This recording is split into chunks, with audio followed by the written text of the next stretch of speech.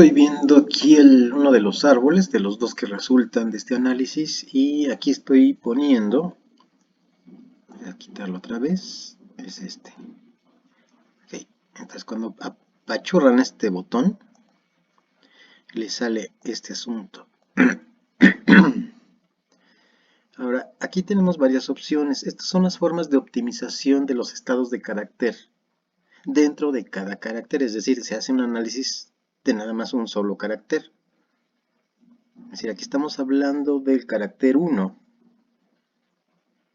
Y entonces aquí están las opciones.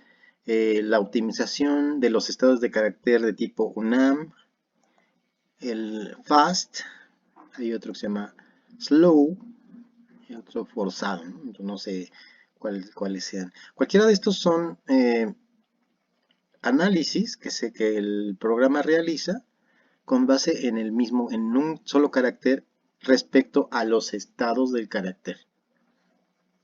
Ya que tiene el resultado, ya está un árbol en particular y se ve entonces la distribución de los cambios a partir del ancestro. Vamos a ver si hay algún cambio en alguno de estos. Parece que no. El cambio rápido implicaría que los cambios están siendo desplazados hacia lo profundo del árbol, es decir, hacia los ancestros. Entonces, en este caso de estos bichos, parecen insectos, son inventos míos, vemos que el carácter 1 se refiere al borde interno de las mandíbulas y los estados de carácter son liso y aserrado. El rosa significa ambigüedad, es decir, que puede ser uno o puede ser el otro. Aquí no hay ese problema, no hay color rosa. Entonces lo que pasa aquí es que hay un inicio, es decir, tenemos que el borde interno de las mandíbulas al inicio es aserrado. ¿Por qué es liso? Porque lo que vemos aquí es que el ancestro común de todos ellos, incluido el grupo externo, más bien aquí sería el ancestro común de todos estos taxones, de la A a la G, el ancestro tiene la condición del borde interno liso, cosa que se conserva en E, F, C y G. Bien, entonces, pero ese es el estado de carácter ancestral. Lo que nos define como grupo monofilético a, B y D, que cambiaron el borde interno de las mandíbulas a mandíbulas aserradas.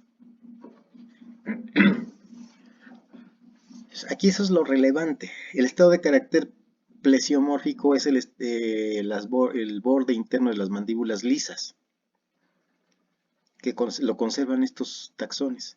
Ahora, eso no es indicador de que E, F, C y G sean un grupo monofilético. Eso lo dictaminó otro carácter que no es precisamente este.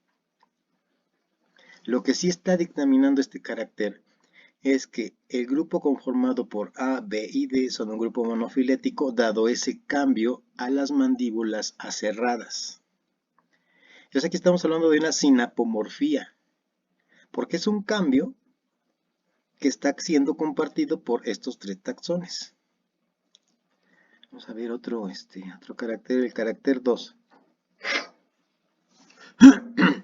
Aquí, vamos a cambiar aquí, esto. En el caso de UNAM, pues no, hay una zona que no sabemos qué está pasando, no sabemos qué estado de carácter tiene el ancestro general.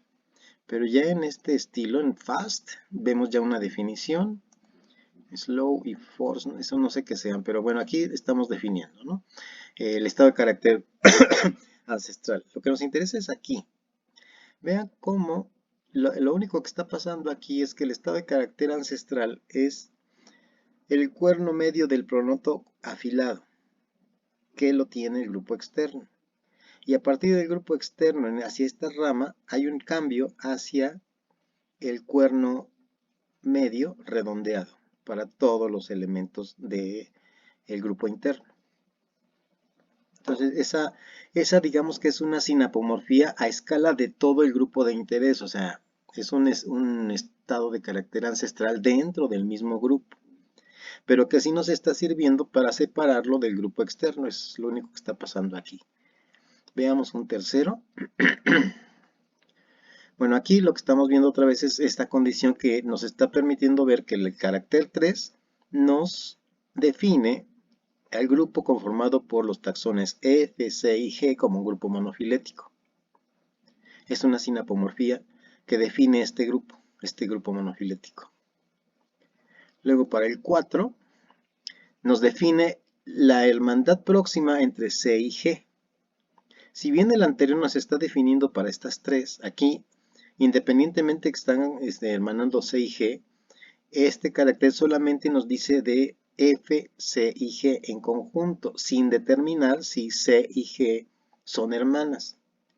Lo que sí nos determina esa hermandad es el siguiente carácter. Si aquí se dan cuenta, C y G comparten esa modificación del borde externo de las patas anteriores de tipo aserrado, evolucionando a partir del estado de carácter plesiomórfico que eran lisas. O sea, todos estos tienen patas lisas y en particular en esta rama se conserva en E y en F, y hay un cambio aquí a patas aserradas que está involucrando a C y a G con un mismo ancestro. La siguiente, el carácter 5. Aquí vemos algo muy interesante. Aquí vemos que el estado de carácter, bueno, el carácter es uñas. Aquí me equivoqué, le puse uñas y uñas. El estado de carácter plesiomórfico es ausentes, es decir, que son bichos que no tienen uñas, pero que aparecieron en este clado. En este no, en estos taxones no aparecieron, se conserva ese estado de carácter plesiomórfico, o sea, el estado de carácter ancestral. Pero hay un cambio en esta zona del cladograma que está mostrándose por los taxones E, F y C. Pero si el estado de carácter de las uñas ausentes se vuelve a presentar, entonces aquí estamos hablando de una reversión. ¿Por qué? Porque estamos volviendo en este taxón, es decir, este taxón está volviendo al estado de carácter ancestral, a no tener uñas. Después de que ya aparecieron las uñas, uno de los ancestros con uñas da origen a un nuevo descendiente sin uñas. Entonces eso es una reversión. ¿Por qué? Porque el ancestro no tenía uñas. Aparecen las uñas y vuelven a aparecer.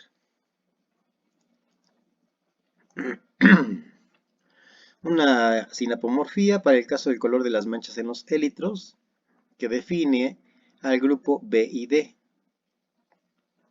O sea, este cambio compartido define al grupo B y D. El carácter 7 implica zonas que no sabemos qué está pasando ahí, pero seguramente va a haber, ahí está, en esta opción de FAST, estamos viendo que el estado de carácter plesiomórfico es la ausencia de las líneas longitudinales de los élitros, mientras que la presencia significa un cambio, aunque no es para todo el clado. Vean, solamente E y F demuestran ese cambio o manifiestan ese cambio. Pero aquí hay otra vez una reversión. El estado de carácter ancestral es la ausencia de las líneas longitudinales de los élitros. Más bien, es cambiado por el estado de carácter de la presencia de esas líneas, y dado que aquí está definido el clado conformado por C y G, que está mostrando otra vez la ausencia de esas líneas. Entonces, si el estado de carácter plesiomórfico es ausencia, se modifica aquí con la presencia y vuelve a aparecer el estado de carácter de la ausencia de esas líneas. Entonces, es una reversión otra vez. En el carácter 8 pasa, es una sinapomorfía respecto a la presencia de los espolones en las patas traseras. Aparecen las patas traseras y conservan ese carácter, más bien se manifiesta ese carácter en los taxones C y G. Y creo que nada más hay 9 caracteres, vamos a ver. Aquí este es interesante porque lo que estamos viendo aquí es que si el estado de carácter pelos en las patas traseras como ausencia es el plesiomórfico, es la plesiomorfía, compartida por el grupo externo, por B, D, E, F y G. Bueno, aquí lo que vemos son cambios independientes a partir de ese mismo estado de carácter para el taxón A y para el taxón C. Es que lo que estamos viendo aquí es un paralelismo. Cuando nosotros vemos el mismo estado de carácter plesiomórfico implicado en los cambios, ¿cuáles son esos lugares? Bueno, aquí, esta línea filogenética del taxón A y esta línea filogenética del taxón C, que nos lleva a dos ancestros distintos. Este es un ancestro y este es otro ancestro. Entonces, como son ancestros distintos, con la misma condición plesiomórfica de la ausencia de pelos en las patas traseras, es un carácter binario, entonces por eso está ocurriendo esto. Y hay un cambio independiente. ¿Por qué es independiente? Porque este ancestro es independiente de este otro. Y entonces ocurre, digamos que algo similar para cada taxón, pero no se debe a un ancestro común, si se dan cuenta. A partir de este ancestro hay un cambio, y aquí hay otro cambio similar, pero con otro ancestro. Entonces ahí estamos hablando de un paralelismo. Y creo que son todos los... Sí, ya no hay más caracteres.